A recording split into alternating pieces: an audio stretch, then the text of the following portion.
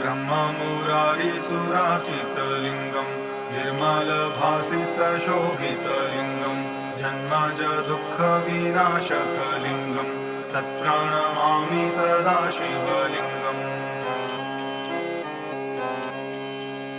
देवमुनिप्रवराचितलिङ्गम् कामदहमकरुणाकरलिङ्गम् रावणदर्पविनाशनलिङ्गम् तत्प्रणमामि सदा शिवलिङ्गम्